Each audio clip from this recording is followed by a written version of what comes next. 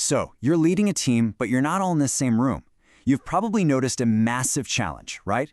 How do you get that honest, critical feedback when all the natural ways it used to happen have, well, they've just vanished? Today, we're going to explore how to break that silence. Just take a second to really think about that. On your team, right now, what are the quiet frustrations, the unspoken concerns? What about those brilliant ideas that are just getting lost in the digital void? That's silence. That's exactly what we're here to understand, and more importantly, to solve. All right, so first things first, we've got to diagnose the problem. Why does it feel like feedback, especially the tough but super necessary kind, just seems to evaporate when teams go remote? You know, the heart of this issue actually has a name. It's called the hierarchical mum effect. It's this well-documented thing where people just clam up when they have bad news for the boss. And as we're about to see, remote work basically throws gasoline on this fire. And when you dig into why this happens, it's fascinating, really. Without those casual chats by the water cooler, every single interaction suddenly feels formal and high stakes.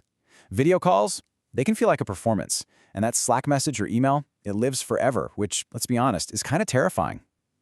This all hits junior team members the hardest because they often feel like they don't have a voice to begin with.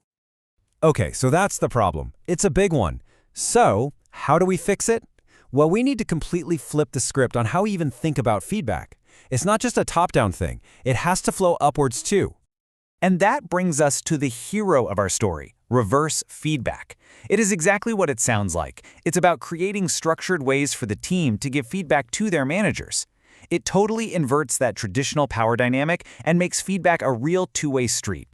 But, and this is a really, really big but, you can't just buy an app or create a new weekly meeting and expect honest feedback to magically appear.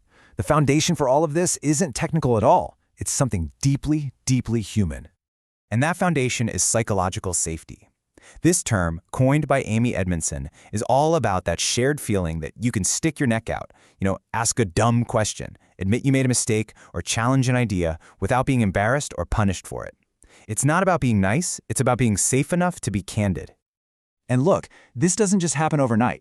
Timothy Clark's model shows that it builds in stages. You start with just feeling included, safe to be yourself. Then you feel safe to learn and ask questions. Then you feel safe to actually contribute. And only after all that do you reach the final, most powerful stage, challenger safety. That's the zone where real, honest-to-goodness reverse feedback can actually happen. I love thinking about it like this nautilus shell. A healthy feedback culture isn't just built in a day. It grows organically, layer by careful layer. And each new layer can only form because it's resting on the strength and trust of the one before it. Okay, so with that foundation of safety in mind, let's get practical. How can we start building this kind of culture using the digital tools we probably already have? First up, let's talk about the humble Google Doc. It's so much more than just a word processor. It's a really powerful, context-rich feedback machine. Seriously, think about it. Comments let you attach your feedback right to the specific word or sentence it's about. You can @mention your manager to make sure they see it. Suggestion mode lets you propose a better way to do something, not just point out a problem. And version history creates this transparent record of how feedback was actually used. It's all right there. But sometimes text just doesn't cut it. For those really nuanced conversations, you've got to talk face-to-face, even if it's through a screen. And that, of course, is where Google Meet comes in. Here's a pro tip. Don't just talk in the abstract. Use screen sharing to point to the exact thing you're discussing. Live captions make sure nothing gets lost in translation, and if you're in a hybrid setting, companion mode is an absolute game changer. It gives remote folks an equal way to participate instead of feeling like they're just a face on a wall.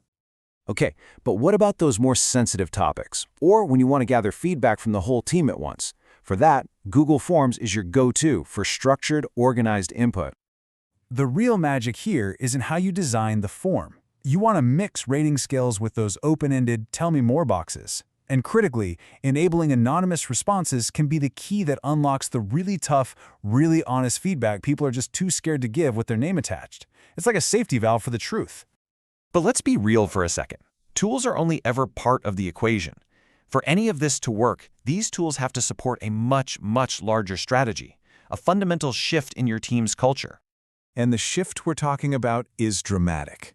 It's moving away from that dreaded annual review, that infrequent, high-stakes monologue, and embracing a culture of continuous feedback. This means it's an ongoing, low-stakes dialogue that's focused on getting better tomorrow, not just judging yesterday. And if you're thinking, okay, is this all just a feel-good idea? Nope. The data is incredibly clear on this. Research shows that teams with a real culture of regular feedback see a productivity boost of up to 12.5%. That is not a small number. That's a serious competitive advantage. So, as we wrap this up, let's bring it all back to the single most important element. You can have the best tools, you can have the best processes, but without this one thing, none of it works. And this quote just nails it. Ultimately, the responsibility starts at the top. Leaders have to model the behavior they want to see.